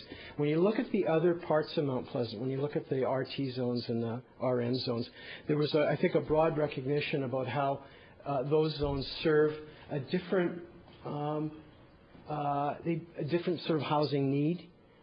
We know in the RM zones that in Mount Pleasant there's a significant rental population that lives within those zones, and we currently have a rate of change, and there's a need to conserve and create rental housing. So those were largely felt to be areas that should be left alone, or at least subject to our rate of change considerations. The RT zones, they provide duplexes, they provide multiple dwellings, they provide ground-oriented family housing. So there's a recognition beyond that. In the RT, there are significant heritage areas. Just adjacent to City Hall is the RT6 area where you see all those turn-of-the-last-century buildings. So ergo, the focus of our discussions, the focus of change would be on those commercial areas with the most significant development occurring on those 3 large sites. Last question. Can we get the PowerPoint up on the web tomorrow? Tomorrow? Yes. In time for the public hearing. Before the public hearing at 6 would be great if we could get it then. Thanks. Okay, Councillor Jang is next. Thank you very much, Mr. Mayor. I got a couple questions, maybe for the applicant. A lot has been said about one of the comments that have come up consistently I've seen as I've been scrolling through many of the comments from the public is that the building doesn't fit in the character or the style of Mount Pleasant. And I know that you've gone to great pains in your very detailed presentation talking about how you would do this. But it's kind of general. So we're going to make it look like Mount Pleasant. There's more design work to be done. That's great, but I need a little something to hang my hat on right now. Can you give me some examples of what you would do? More brick, or I don't know. Give me some ideas how you make it look like and fit into the character of the neighborhood. Something that you would do. I'll start. Just appreciating the fact that we are at a rezoning stage and we're not at that detailed level of design yet. I can give you some ideas about what we would do. there were three renderings that we showed street-level views. You probably saw that the predominant material was brick. Just as a reference to the building that we designed up at 12th and Kingsway, the entire base is brick. It's used in a contemporary way, and we see Kingsway as essentially supporting more contemporary design as opposed to Main Street, which we think should be preserved in its current density and character. But there's kind of this dialogue between Kingsway and Main Street. And on Kingsway, we do see the opportunity for brick and more brick. And in this day and age of designing buildings that are greener and more sustainable, we end up having to use a lot more brick or a lot more solid wall and glass. And our target is to reach more than 50% of the building to be solid, and that would be brick. So. Okay. Oh, that's very good. Thank you very much. And to our staff, Watson Street, similar to Councillor Reimer, I do have a number of concerns about Watson Street in particular. I know that 3 years ago I tried to help out some residents on Watson Street whose street was being treated like a back alley, and they had a number of complaints, and we tried everything we could. So, as Councillor Reimer had noted, and I noticed the same thing in your presentation, was that you make it a special site. I'm not quite sure what that means, firstly. And secondly, of that one block area that will be used as the access, how many residences are actually impacted? Because they would land up being truly becoming an alley as I see it.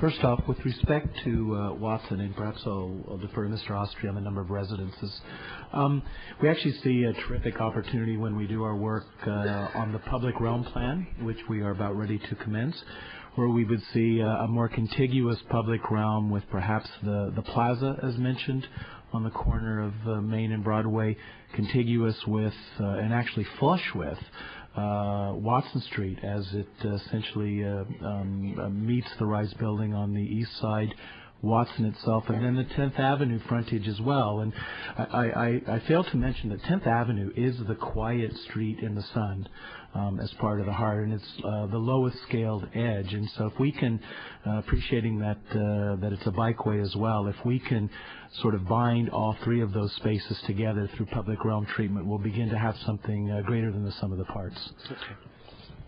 And in terms of number of impacted residences, does anybody know? At this time? For clarity, do you mean the residents that are already existing on Right, on Watson Street.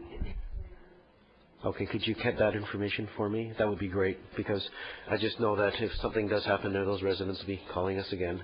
And I'm quite concerned about Watson just always being treated as a back alley, because it's an odd little street in that sense, right? If I could just add, there is the notion of the project actually includes a number of different things besides the loading bay on Watson. Sorry about that. There's commercial space that wraps around the corners. There's entryways into the residential building as well. And then there is the opening towards the underground parking and the loading. So that is just one of the many features that the architects are designing along the street. Okay, thank you very much. Councillor Meigs. Just a quick transit question, because I was interested by the references to the Lee building and the old interurban and so on. I wonder if, I guess, see Mr. Dobrovolny is here, if he could just outline for us how critical future rapid transit demands are when they link to density. Basically, how important is additional density to delivering future rapid transit or light rail? Yeah, well, certainly from a transportation perspective, this is an ideal location for additional density and for additional jobs as well. There's been a lot of discussion about future rapid transit, but even today, there's 5 major bus routes through there. All of them are part of the frequent transit network. It's a situation where you don't need a schedule. You just simply go out and grab the next bus that either takes you to SkyTrain or along the Broadway corridor. So even with the existing transit levels today, it's an ideal location. And then also we're working now with the province and with TransLink and UBC and others on the future of the rapid transit down the Broadway corridor. And certainly what we're seeing all across the region and in Vancouver, the demand and desire to locate directly on those major transit corridors, tremendous advantages. And we're seeing in terms of the people choosing to locate there. One of the main reasons is, they don't need a car, and in fact, there's many options for them without a car. So there's a beeline stop there now. Is it fair to assume that future rapid transit development will rely on Main and Broadway as a kind of a hub as well? Yeah, absolutely. It is a major transit hub today and would be a major transit hub in the future, and the Broadway rapid transit corridor undoubtedly would have a station in that center. Thank you very much. Okay, Councillor Carr is next, and we're almost through the list. Maybe I could ask Mr. Bohas if you want to start loading up your presentation. Okay, Councillor Carr. Yes, thank you, Mr. Mayor. My first question has to do to staff with the fact that this report is confusing to me, because in it are many references to what clearly was the October 7th plan by the proponent.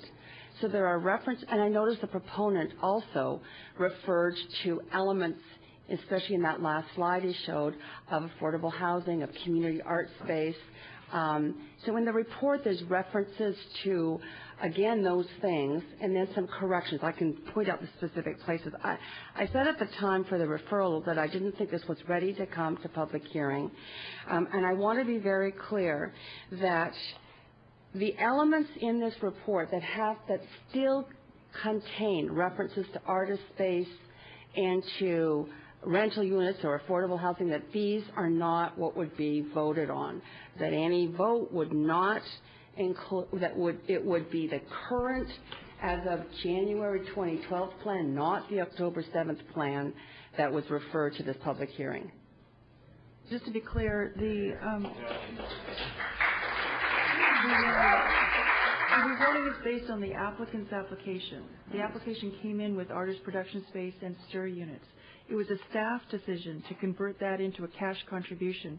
So the report was based on the applicant's application and form of development, noting with the commentary around why that was changed to a cash contribution, and that therein lies why you're looking at basically two different aspects within the project.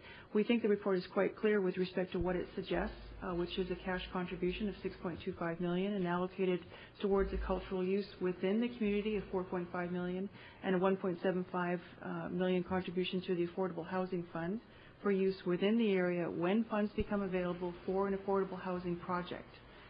And so hopefully that answers. Okay.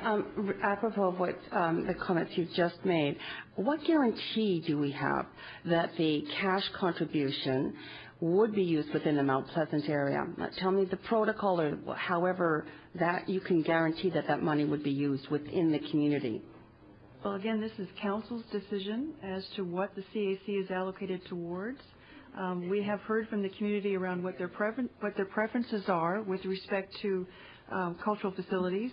We've also heard strongly that affordable housing is a requirement and a desire, which is why part of that CAC is suggested to be allocated specifically for the Affordable Housing Fund. As staff, we would encourage that there is a public process, an open discussion with the community to firm down exactly what their preferences are. And again, this is Council's decision as to where it's allocated. And finally, Mr. Birch in his presentation talked about the planning process creating trust within the community. One of the elements that I've noted over and over in the report is one of the concern around height, and it continues. I'm just wondering how the persistent issue of height, which seems to have not been resolved within the community, could be consistent with creating trust in the community if this proposal is approved.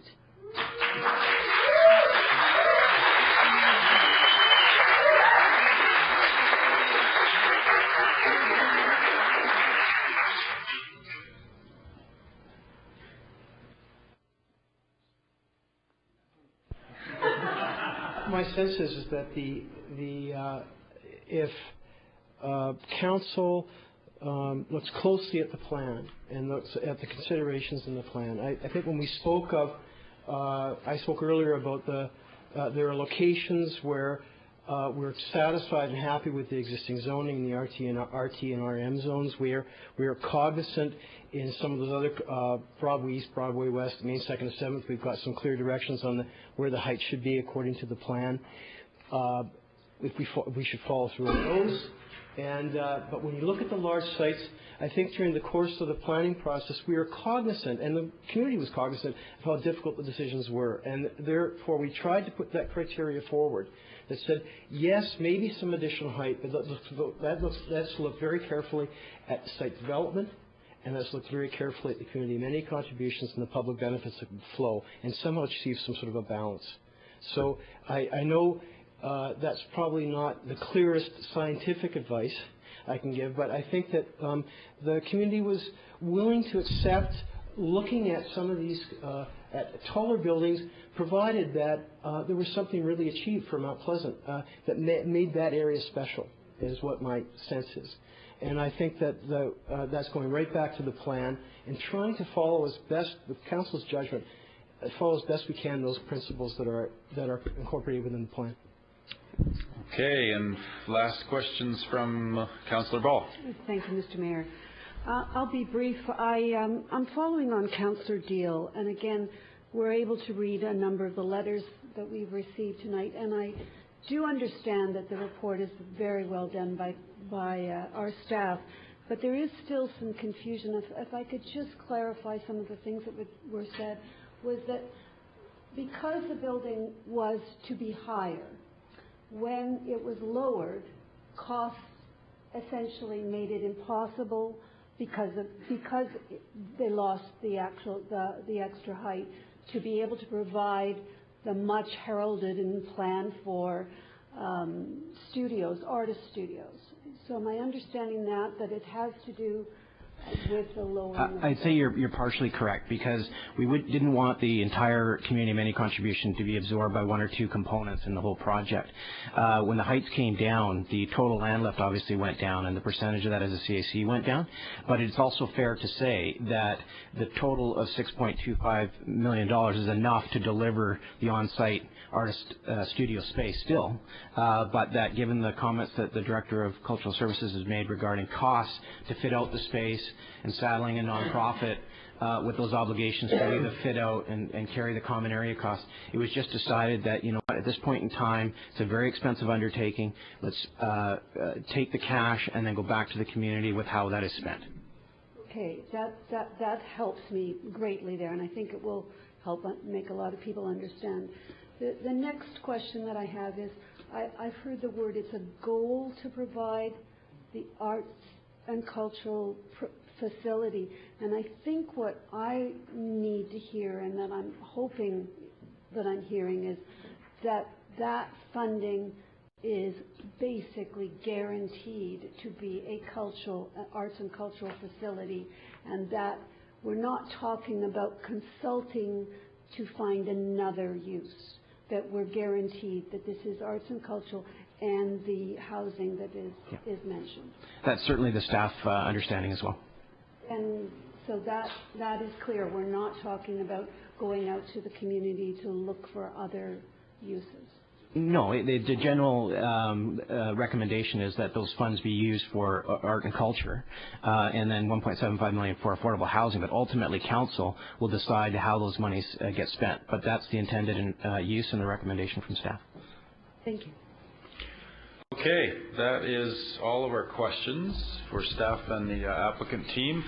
So we're on to our first speaker, Mr. Stephen Boas. He's followed by Grace McKenzie and Bob Kronbauer. Okay, welcome. Thank you, Mayor and Council. My name is Stephen Boas. I'm a president of Mount Pleasant, been there over 3.5 years. And I think this is actually the most important meeting and discussion in Council about the future of Mount Pleasant in a generation. And consider this very, very seriously. It's not another tower in Coal Town or Coal Harbour. And look at the impact on the scale, character of the neighborhood. I'm going to talk about the computer generation. Specifically, I've produced a lot of Google Earth images, and the applicant has actually used computer imagery in their reports prominently. showing this rendering of a night scene similar to the day scene, just a little bit higher in the open house in their literatures, in the staff, in the reports that are up on the website. And there are two types of images. There's the combination of a photograph and a computer model and a purely synthetic computer image. This is actually from the first proposal on July 26, where I guess the applicant had a vision of glass towers throughout Mount Pleasant. That's the last revised proposal here. So I'm going to go very quickly. I pointed out that the staff report contained this following image, and I'm going to speak to it shortly. I'll provide a much more detailed response to what staff had to say here. But I will point out that this is what I got in the image, and this was purported to be a photograph there with an inserted model. And I sent this to staff. But the most important thing in a calibration of a synthetic computer-generated image to a viewpoint in the real world is the horizon line. That's what you have to go by.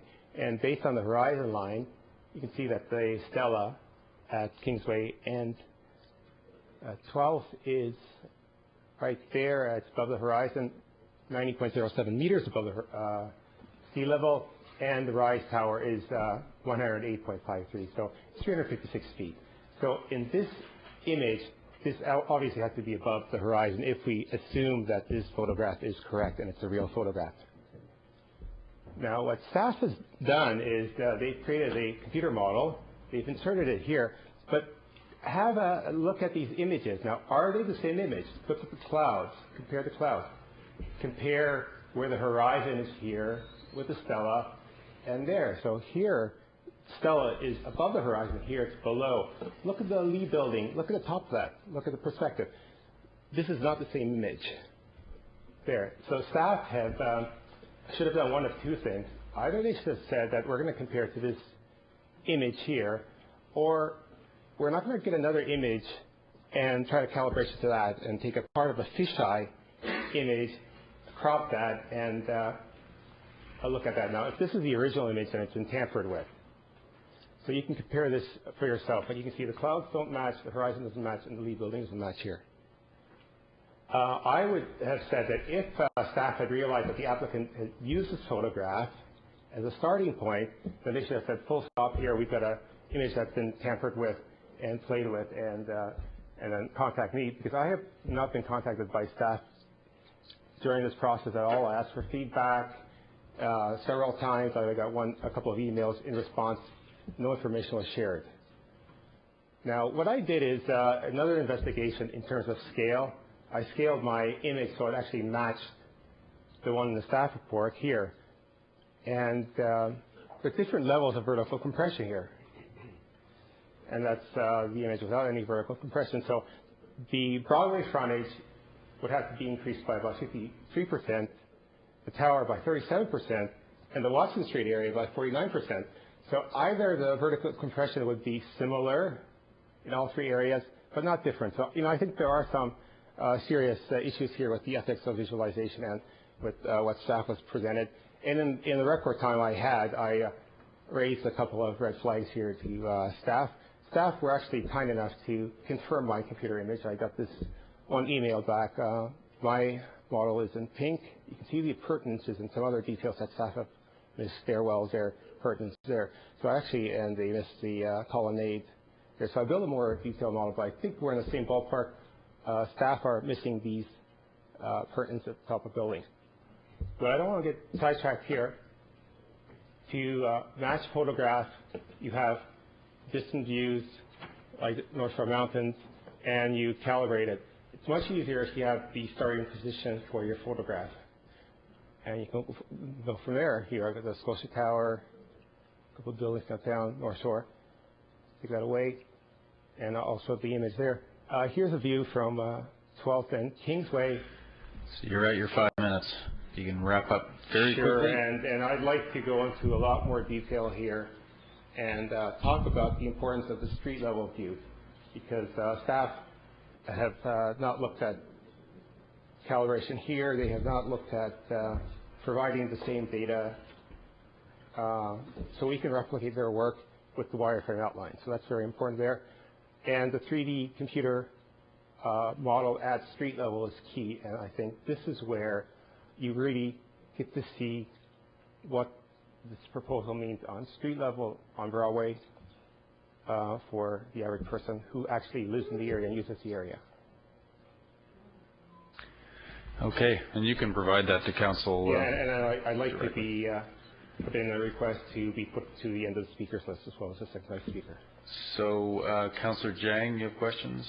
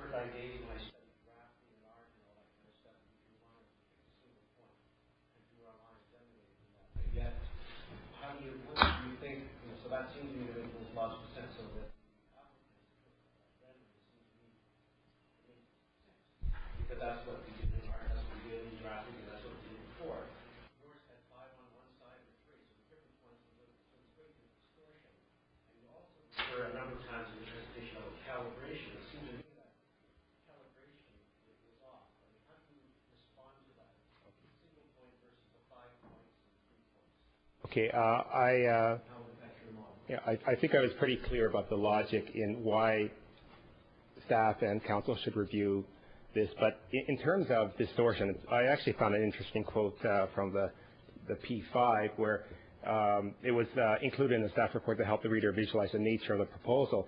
And I think distortion is a misrepresentation. Like the actual science going on in optical projection is completely systematic, and the projections are very controllable there. Now, the most important thing here is normally you would not calibrate a fisheye lens view, and you don't take a photograph, you take a section of that photograph and you match that. You take the whole photograph, the whole original, you match to that, and if you don't have that, you've got to find the best fit. So that's where I've got these wireframe outlines, which I have not seen staff produce any images like this to show their wireframe outlines. And I'll actually note that the data for these buildings here are from the computer model done by the planning department, and there are a lot of discrepancies there. I can go through that in a lot of detail. So the data that is actually very accurate is my rendering there of the Stella and all of the texture mapped models, the North Shore Mountains, our commercial data, and so on. So you make the best fit.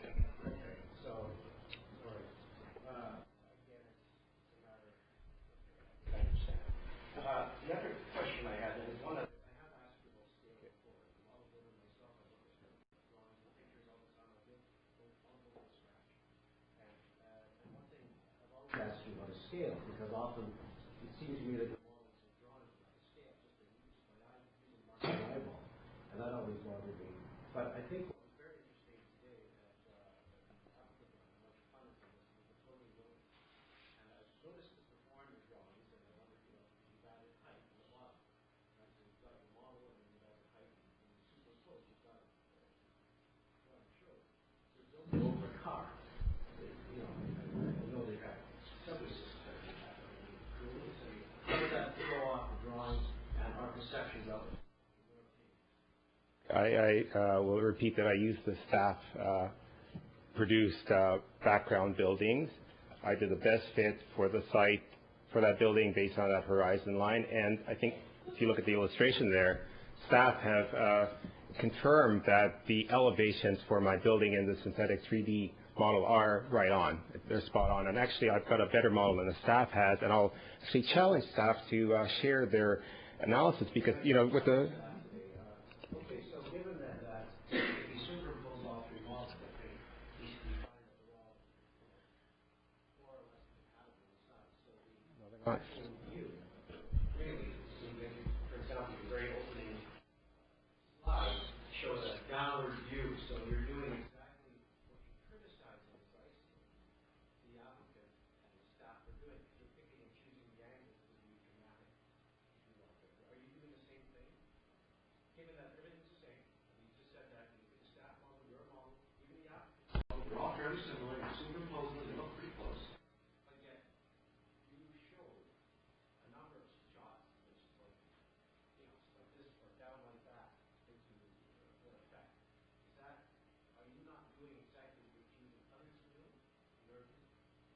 I've got a series of ground level shots. I'd like to share them when I speak for the second time. And I'm using standard camera angles, not fisheye, not ultra wide angle. And if you have to use a telephoto zoom, you just state it there for that purpose. So I think I'm actually being very transparent about what I'm doing. And I'm actually doing a lot more than staff are, because I'm sharing my calibrations there so you can actually see what I've used to get at these points. Okay, that's it. Okay. That's 5 minutes. And we're on to Councillor Carr. You have questions too. We're at the 11:30 plus zone here. Well, if there's some quick questions for Mr. Boas. I'm not a scientist, and I love that comment. It's more an art than a science. I appreciate that you brought forward to council a difference in the renderings, and I appreciate the staff responding to that. What's clear to me, I look at these three, the proponents is at the horizon level, and both yours and staff are above it. So on this particular perspective, what is telling to me is that there is a perspective here that shows that at horizon level, the other two are different. I'm not really concerned about how much or the science behind it. My concern is there must be a reason for showing a building at the horizon level that has to do with what people think is an appropriate scale. And I believe that this hearing is a lot about what is appropriate scale. So my question to you is, what do you think? You've been involved in this process, you're rendering these things, you've been involved in the planning. What do you believe is an appropriate height to a building in this area? It's to be a higher zoned area. What is an appropriate height to you? Well, I think that's in the C3A guidelines as 70 feet. Because the outright height is 30 feet. The outright density is 1.0 FSR, and the maximum earned conditional density is 3.0. Okay. In your participation in community hearings, have you felt that there's any consensus or agreement around in the community around what an appropriate height to a building in this particular spot might be? Well, over 2,000 citizens have signed that petition stating the parameters of maximum of 70 feet, 4 to 6 stories, perhaps with frame, FSR, up between 1 to up to 3.0, and that's on the petition. And the petition actually was not included in the staff numbers prior to the referral, and it was submitted prior to the referral. Okay. And what is the impact, or you've talked before about viewscapes. In your opinion, how does the viewscape, I don't care if it's at ground level or whatever, how is the viewscape differently portrayed by the proponent versus you and staff? Well, I think the proponent has actually avoided all views along Broadway, anything close in the vicinity, because then people will understand how big this podium is, 48 feet for the first 2 stories combined. Like, this is really monster scale in terms of height, over 7 meters for a floor on the base. It's like a sheer wall around a site. There's no permeability.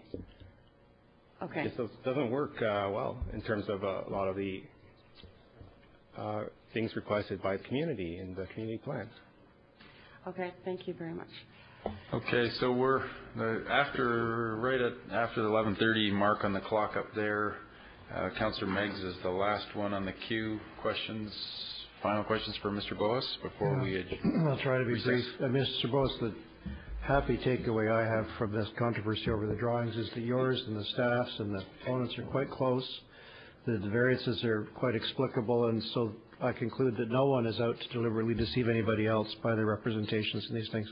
My question for you is a bit different, which is that what's proposed, and I think you raised it in your earliest comment, was that this is a generational type of decision, that's how critical it is. And I think the Lee building, you would agree, is the kind of hard and reference point for the whole Main Street neighborhood. We've heard building and Heritage Hall, of course. Yeah, but we've heard tonight the Lee building was, I think, 7 times the average density of the single-family homes around it when it was built. It's 4 to 5 times taller than anything that was around it. So somebody back in the day made a decision around the Lee building, which was, I would say, proportional to what's proposed here. Do you think they did it wrong? Do you think there's a basis for us to consider that perhaps we should look at this decision in the same framework? Well, if you just look to Europe, because I guess a lot of the influences came from overseas, there were buildings of this scale. So in Paris, well, a very livable city, you have a 6 to 8 story height, and that might have been appropriate then to transplant. But now to go an entire order of magnitude higher, I don't think that's appropriate because they don't do that in Paris either. Well, look, Paris or not, somebody made a decision in Vancouver in 1912 that led to the community we all value so much at Main Street. And the proposition is that the height would be, in the case of this, if it was approved, 19 stories, which is far below what we see in many, many other cities and even in parts of Paris. I mean, there are Paris buildings that are considerably above 6 stories. So, I mean, are you convinced that it would destroy the neighborhood to approve this project when we see that the Lee building, which triggered the whole neighborhood's growth, was actually substantially taller and more dense than anything around it at the time? Well, I would actually beg to differ. Maybe the Lee building didn't trigger the whole neighborhood's growth. It is a larger building, so does it stand to reason that if you put yet another higher building, nothing higher will be built in the next 100 years, and if that will be a positive impact on the community? And I think that's what this debate's about. If adding a single glass tower is a good addition of that height, and that's 215 stories, so that's more like 23 at a normal floor height, or 22 stories. That's a big question. I guess the council has to your answer is no. My answer is definitely no, and 6 stories is basically what the community liaison group was hearing, 4 to 6 stories throughout the entire community plan process. Okay, thanks. Okay, thanks, Mr. Boas. That is your questions, and we are going to recess this meeting until Tuesday, February 28th. That's tomorrow at 6 p.m. We're going to be back here in City Council Chamber. I'll just remind Council it is very important that you do not engage in any discussion or correspondence with regard to the application as we're in the middle of the public hearing process. And we need a motion to rise from Committee of the Whole. Councillor Louie, all those in favor? Any opposed? And carries. We need a motion to adopt the report of the committee. Councillor Ball, seconded by Councillor Jang. All those in favor? Opposed? And carries. And this meeting is recessed. Thanks, everyone, for hanging in till late. We'll see you tomorrow.